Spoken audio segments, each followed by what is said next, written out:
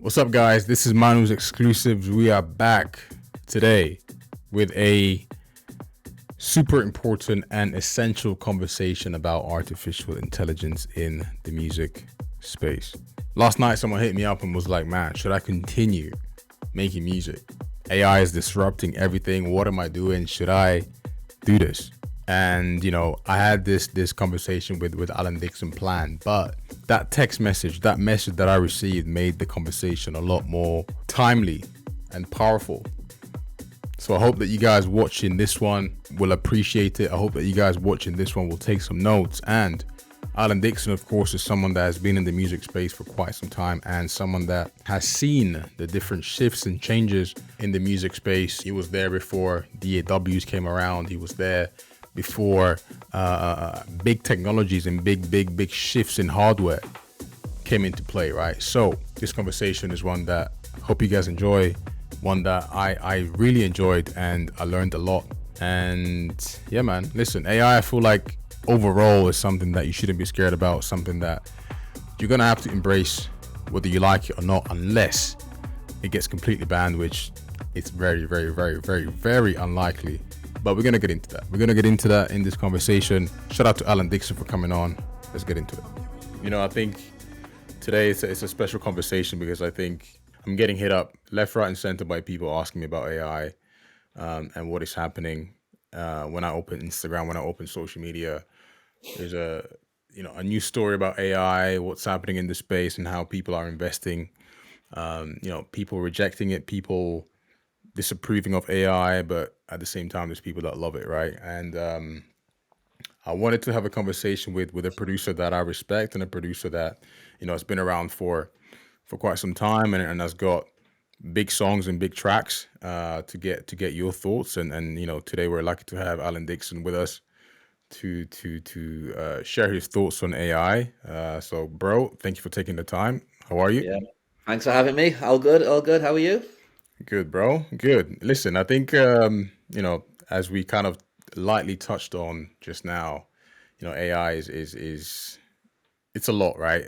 There's a lot happening right now. I feel like over the last month, it's really picked up.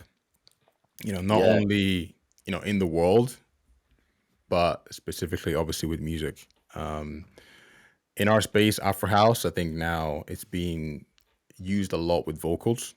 But obviously, there's other ways in which you can use it. But before we get into kind of subtopics on AI, what is your view on it at the moment, and how are you kind of processing everything that is happening?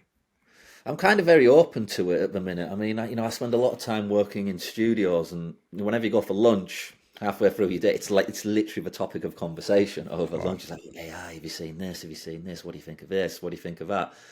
And as I was just saying, I think technology's always developed in music, and things have always changed.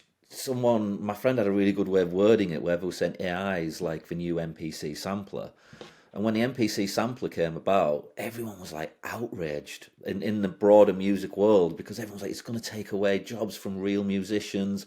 The Musicians Union in America, which is like the equivalent of like what musicians have for SAG, what actors have, they wanted musicians to go on strike. They wanted samplers to be banned. They wanted records to not be allowed to get released. In the same way we're having this thing with AI tracks getting Yeah. taken down.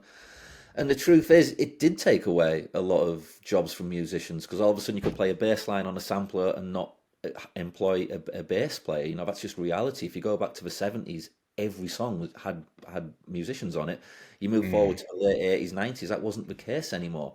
But what it did was also create a lot of opportunities for people who would never have had a career without an MPC sampler. If you look at someone like Jay Dilla, who's now iconic within our scene, take an MPC sampler away from him, there's a strong argument to say you would never have even heard of his name or he would never have had a career. So is that a good thing or a bad thing? Of course it meant the traditional route changed and a new route came in. It's the same when DAWs came in and when software like Pro Tools was like a big one in the 90s that really took over. A lot of people were opening music studios and then they were just like going bankrupt because all of a sudden people weren't paying studio fees anymore. They could sit at home and do yeah. everything. So many music studios closed down and so many music studios had to adapt and change, and a lot of people, truthfully, they did lose their career, but it also opened a lot of career opportunities for other people, and a lot of people just moved with it. And they're the smart people, in my opinion. They're the people who are Yeah. open to it and who are like, well, yeah, look, things are changing. You're going to have to get on board and move with it. And I think that's what's going to happen now with AI.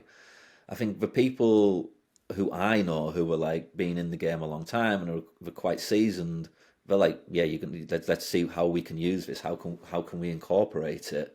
And if you're just sitting there and you're going, oh, I'm not having this, in 5 years from now, if you think AI is good now, imagine what it's going to be like in 5 years. It'll be scary what you can do. But I truly believe it'll be the people who understand how to use AI and Yeah. how to, because you're still going to need creative thought. I mean, the thing with AI is it's pretty Prompts, much right? always trying to copy what already exists. It looks at things and it Mm. remakes things that already exist. Maybe that'll change one day, but right now the smart play is how do you incorporate it into your workflow, and how can you use it? I mean, it's there's a lot of people using it in a lot of different ways, and I just think you have to adapt with it, to be honest. Absolutely. I guess it's the cycle of technology, right? There's always going to Yeah. be a new innovation, and it's about how you adapt and incorporate it into your workflow, as you said. Um, but for some reason, to me, this feels a bit different.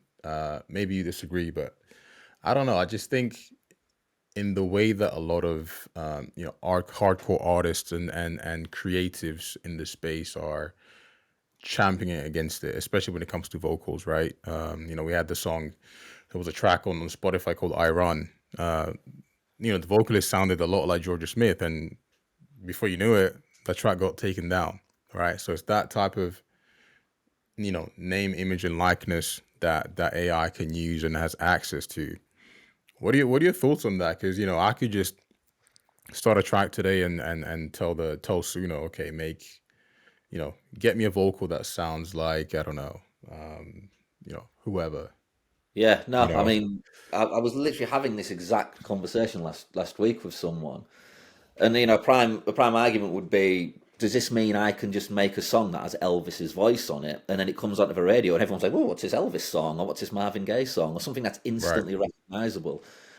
I mean, obviously it was Robin. Was it called Robin Thicke with that Blurred Lines track got sued because it kind of sounded like Marvin Gaye. It's the same sort of thing now. Was it Georgia Smith that song was supposed to Yeah. sound like? And Iron, yeah. yeah, that is different, of course. That is different. But that's a little bit like, where does it come into how like illegal sampling was a thing and people got done for like sampling? Does it come into it? Because let's say if you just keep using Elvis as an example for the sake Sure. of conversation.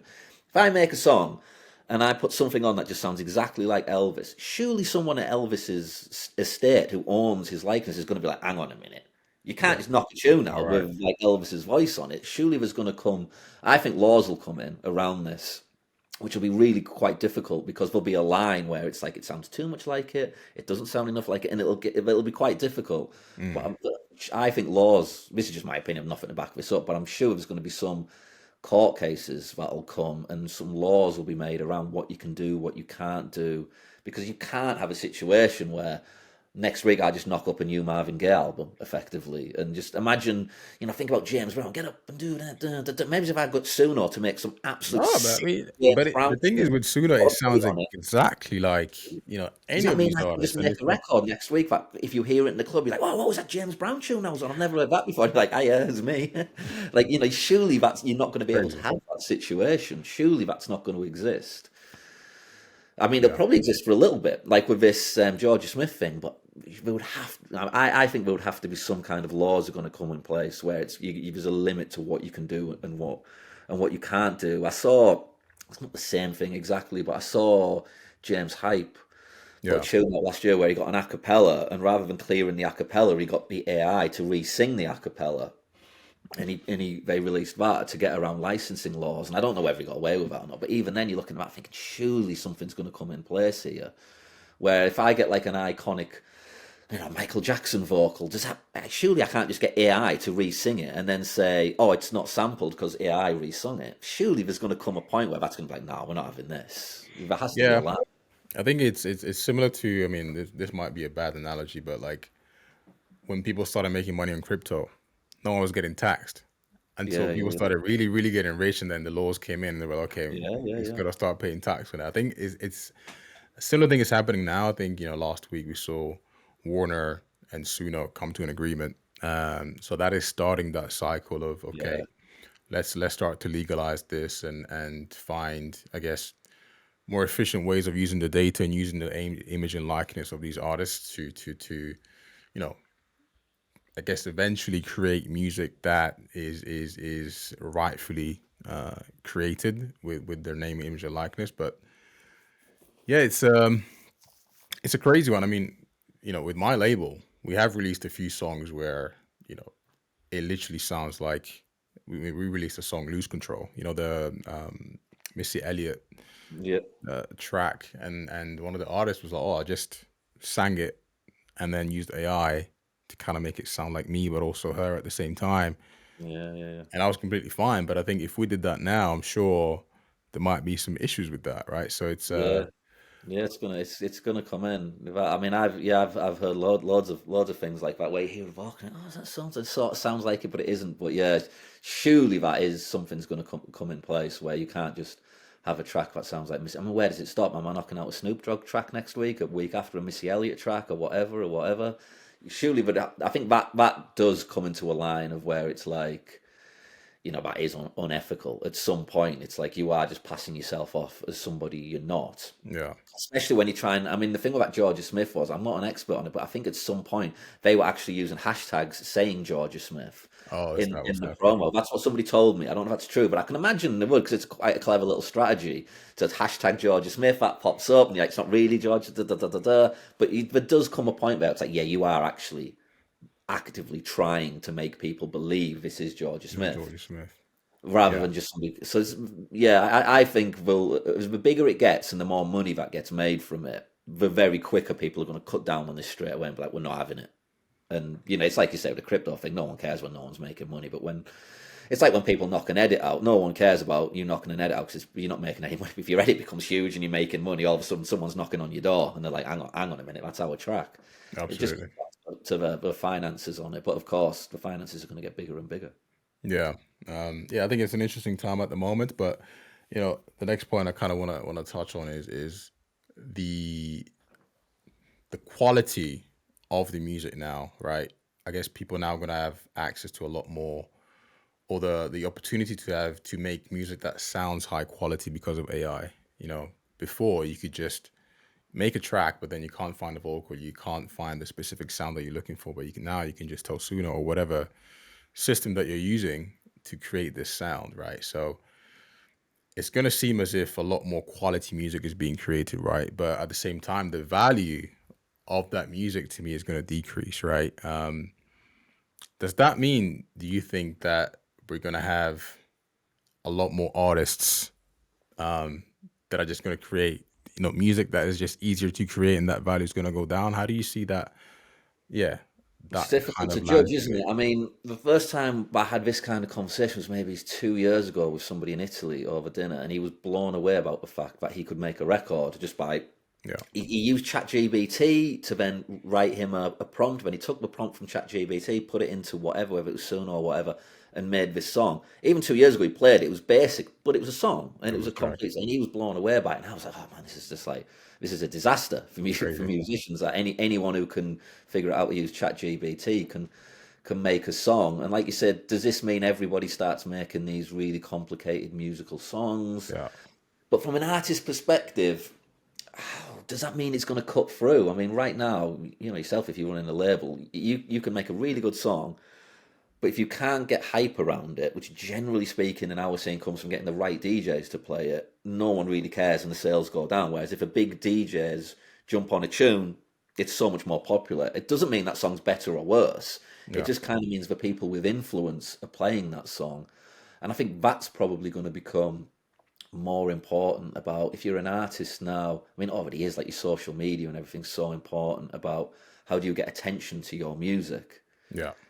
And that's kind of moving away from AI. But if you look at someone, I don't know, like a James Hype as an example, who's built so much around himself, just being on this like Instagram guy, but now he's like really famous. And YouTube and I all feel like, that. Yeah, yeah, I feel like as an artist, it's kind of going to become about having your own brand and this and that. Because if everyone can do something, it becomes meaningless. It's like trying to make a name for yourself this as a is the thing. DJ in 2025 is really difficult because it's so easy to DJ now. I mean, technology's made it so unbelievably easy to DJ, and you can get every song ever made online. It used to be really hard to technically learn how to DJ on turntables. Then you had to be so committed to getting the records and finding the records. Yeah. Ultimately, the people who really committed to it were the people who did well. Now, like anyone can buy a USB stick and a pair of headphones and be a competent DJ in a couple of months. You know, the amount Yeah. of people I hear, like, oh, I've been DJing for a year, and da da da. But they sound like perfectly competent DJs. That Oh wouldn't yeah. have happened 20 years Not ago. rocket science at all. Yeah. Yeah. Yeah, so that means it's incredibly difficult to make a name for yourself as a DJ because everyone can get to a certain level and say, well, how are you going to go above? Now that tends to be going above is making music. Then it's about making big music. So I guess it's still going to come down to how do you stick your neck above everybody else? How do you It's separate yourself, marketing. yeah, from everybody else? Right now, the system we've got that sort of is social media for right or wrong. But I still think moving forward with AI, that's going to be the case. Because if everybody can do something, it's like, okay, but we're all there. And it creates this massive bottleneck where you're all in this like real space. And it's like, how do you get yourself through? And, you know, we're having that in DJing now anyway. So I think you'll just get it in music production as well. There's still going to come an element of how do you just get yourself through that bottleneck? And Absolutely. I mean, that's because just down to the individuals. if you take someone like you like yourself, you've had huge success with a few tracks. Tandaza forms a lot of love. A producer could just go into Suno now and say, okay, I want to make a track that sounds like Tandaza, but make it a bit more danceable, make it a bit more, I don't know, electronic, Yeah, yeah, and something crazy comes out, right? To me, that just it's almost like unreal. That I could just because to me, Tandaza is a masterpiece. I feel like there's like I don't know 3 songs in that production. But it's just cheapens the yeah. that creativity and it gives access to I guess that level of knowledge that you kind of Yeah, created no. something out of nothing, right? It's I think it's that's something that people in our generation are always going to think. You know, maybe a 10-year-old now in another 10 years isn't going to think like that. But I think in people of our age are always going to think that. I mean, with Tandaza, I think by the time we got to the finished version, I think we were on like version 20 or version wow. 22 of the finished song. And it was like a long process where we just chipped away at it for maybe it's a couple of years and you just like you eventually get to this thing that you've really spent a huge amount of time to and really poured yourself into and everybody contributed to. So when it does well, you really have this sense of like, oh, I made that. This sense of pride where you're like, oh yeah, that was Yeah. I can hang my hat on that and say, I really worked on that. Even now when I hear it getting played, I'm like, yeah, I remember doing that. Yeah, mate. As an Yeah. artist, if you're just using AI, you're not going to have that. Are you going to have that pride in a song? Are you going to have that emotional connection in a song? I feel like that might be an age thing, though. That might be a thing where people our age are like, yeah, you want that. Because if I play Tandaza now and it gets a reaction, people say to me, do you get sick of hearing it? Do you get sick of playing it? I'm like, no, because when I play it and those piano chords come in, everybody reacts and I can think, I did that. Like, I made that. That was Yeah. me. I remember doing that. I remember having that idea. I remember making that song. I remember doing those bits. And that kind of emotional attachment is like amazing. You're never going to have that with AI, but then, maybe it's a 10-year-old now in 10 years' time isn't going to care. Maybe they're just going to make a song, it pops off, they've got a career, and they're thinking, great, happy days, because that's kind of already happening to an extent. I mean, this might be a bit of a hot take, but there's so many people now who have careers off the back of making edits. And it's like AI. The biggest use of AI is stem splitting at the minute, and Right. it's just if you'd have said stem splitting 10 years ago, you'd be like, well, you can just take a vocal from any tune, and now you can literally get any vocal or Super any clean. lead line from Yeah. any song and you can remake your own version of it. And there is people out there having whole careers and touring the world. And when you look at what they've done, literally all they've done is take somebody else's song, rejig it a bit in a style that's very modern and works in people's DJ sets, and they're having whole careers. Yeah. It's I mean, it's just listen, that process, isn't it? You get away from this, and then you step to yeah, oh, well, edits are kind of okay. Then you get to it's like it just keeps moving away. absolutely. I mean, yeah, I would argue probably Afro House, without the edits, you know, you could argue that the value of the whole economy of Afro House probably, you can half it, if Yeah, not more. yeah, yeah. Yeah. I'm not knocking it in the sense that like I play edits and I make edits, but I also know you Absolutely. don't have that emotional attachment and you don't have that thing where you can think, oh, I made that. 'Cause Yeah, it's that like sense of pride. if I make an edit of I don't know, whatever, like a big pop song next week, and it goes wild with it. In my heart of hearts, I still know I didn't make that record. I still know people like it because it's got the Missy Elliott vocal on it or whatever. Absolutely. So, what point do I figure out something in Suno and then it pops off and all of a sudden I'm like, yeah, but I didn't make it, but I did. It all gets into this blurred kind of lines. And I think the longer it goes, the less people, unless we get a big switch, the less people will care. Unless there's a big change away from it. But it doesn't really seem like that. I remember when CDJs came into DJ and everyone was outraged about that. No one bats an eyelid now. No, It's no. there hasn't been a point in time so far in making music where people have like turned away from technology and gone, now we're not having it. There's always been a resistance to it, then there's always been an acceptance of it. And I don't see that changing. I just don't see that changing. Yeah, totally agree. I want to read you a message that I got yesterday from a producer that released with us this year and last year. So again, he's quite concerned about AI at the moment. So he texted me last night and he goes, how do you think AI changes for producers, etc.? And do you reckon it's still worth pursuing a career over the coming years? And I think that he's not the only one, obviously thinking about this, in the entire kind of AI music landscape. But yeah, do you think it's still worth pursuing a career? If you're someone that is up and coming, still trying to make a career out of music, because obviously now it's gonna get 10 times more competitive. But what are your thoughts, man? I mean, it's mind-bogglingly difficult as it is to earn a career out of it, to earn a career out of DJing and making music. I think the key is you have to like love the process and enjoy the process. Because if you can't be happy making music and releasing that music and just getting a few, if you can't be happy in that process and you're only going to be happy if you're a superstar, then maybe don't do it because the amount of people who just actually get to where they can even earn a living doing it is so mind-bogglingly small. I mean, I don't know what the percentages would be, but it won't even be 1% of people who want to be a DJ can actually earn a living doing it because there's just DJs all over the world. There's Definitely. producers all over the world. So I think you have to love it and you have to enjoy the process and you have to really be able to take a certain amount of just happiness, even just like your mental health or whatever, and just doing it and just making music and releasing it. Because if you're only going to be happy if you make it, then probably don't because you really do need to ride your luck. You really do. You're really hoping that just something happens and something clicks. And often that doesn't really come down to how good the music is. I've released records that have popped and I could really tell you why they popped, and sometimes it can be a social media video and then it can be Right. you just got a little bit of luck along the way. And then I've had songs that were like much better than that and no one cared, like literally no one cared. We do like 30,000 streams or whatever, and it doesn't mean one song's better than the other. It's just sometimes means things click. So if anyone's trying to get into it now, I would still say if you love it, yeah, do it. Do But it. you've got to just be doing it because you love it, not in any kind of like authenticity way. It's just because you'll put so much time into it and you might get absolutely nowhere. If you're not going to enjoy the journey, then maybe don't bother. It's if you can only be happy if you're famous, and that's what the goal is, then maybe don't do it because the chances of you actually getting to that level are so unbelievably slim.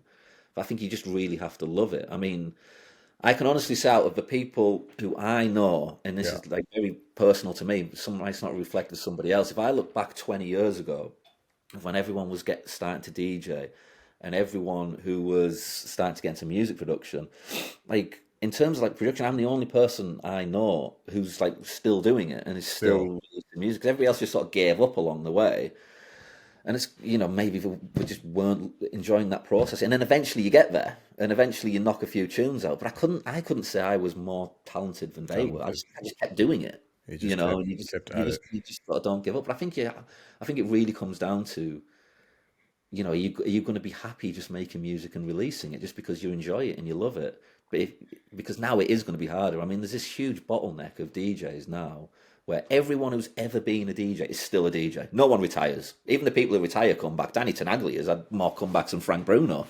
It's Yeah. like people just don't retire. They just keep going. And now there's so many clubs are closing down that it creates this enormous bottleneck of DJs fighting for these same gigs.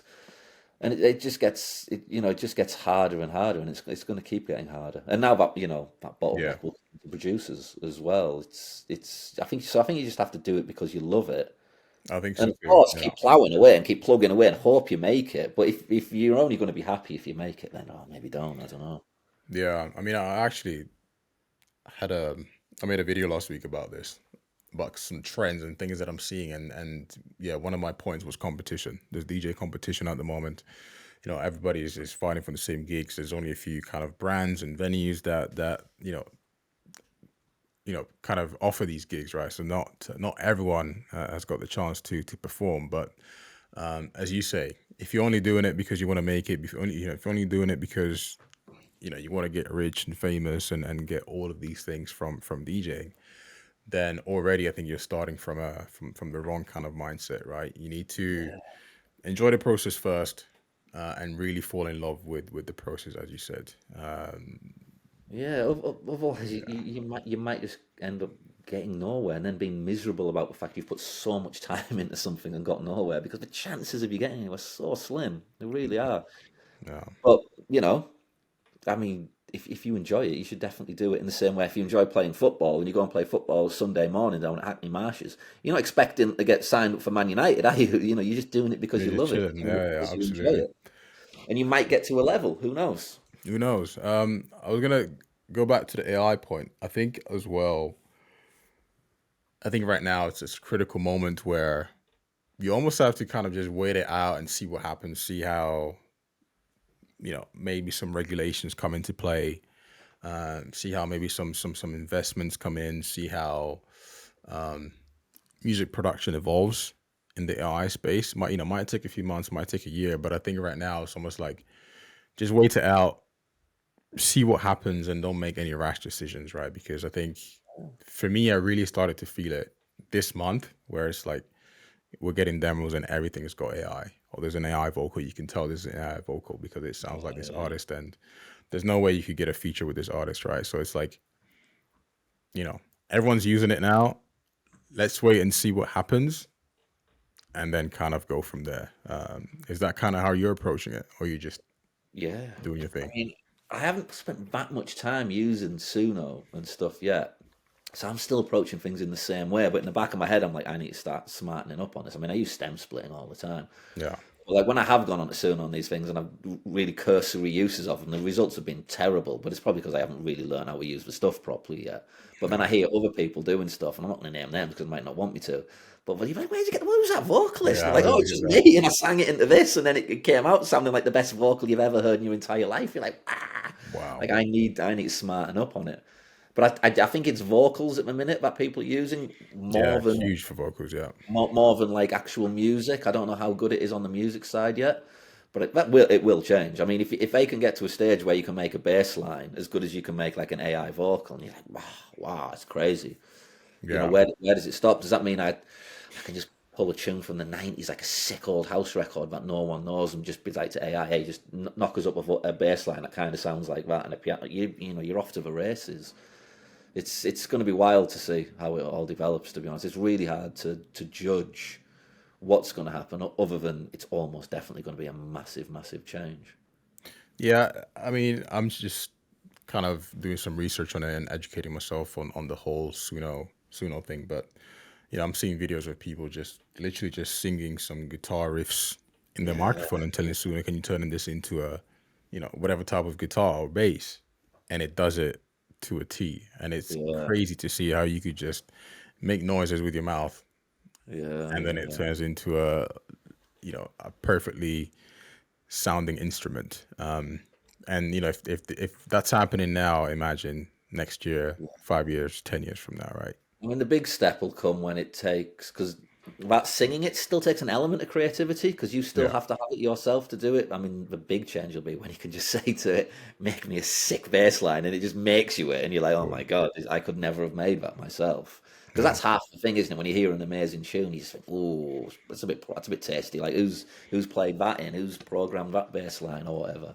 When you get to a stage where AI can do that as well as people can, even maybe better, then you'd be like, wow, yeah. What does that mean? How will you then get your records to cut through? compared to, I mean, as like somebody who kind of comes from a more traditional old school background. I think the reason I've been okay over the past few years and had a career is because I've been able to step my neck up by making records, whereas a lot of producers can't, or sorry, a lot of DJs can't. And that's always been a little bit, I fancy myself to be able to get in the studio and make a song that's as good as other people can make, or maybe even better than a lot of people can make. Once that goes away, then your eyes start looking at it and you think, well, what would my career be? Because I'm not a social media guy. I'm never going to be the cool, trendy guy on social media. That's not me, and it never has been. It's just like, where do you start? How do you start sort of, working your way through? Yeah, what will it be people like me that'll fall away? I mean, I'm seeing like, what's he called? Chris Lake, the house guy. He's now doing a lot of live streams where he'll just like live stream for like 6 hours on a Thursday of him just making tunes in the studio, and then they make TikTok clips and clip it up, and it's him, and you see a lot from it. And I'm like looking at it, and I'm like, it's not really my kind of music, but I'm like, yeah, I get why he's doing this, because he's already sitting there thinking, how am I gonna keep maneuvering? Whereas now he's kind of almost reinventing himself as a social media guy without having to be a personality. It's just him in the studio with cameras, and then there was one day he got Disclosure in, and it's him and Disclosure making tunes, and it was a 6-hour live stream, and you're like, yeah, is that the sort of thing, the road that I should be going down, where it's like, I could still maybe do this, and then clip it and TikTok. It's like, how are you still yourself.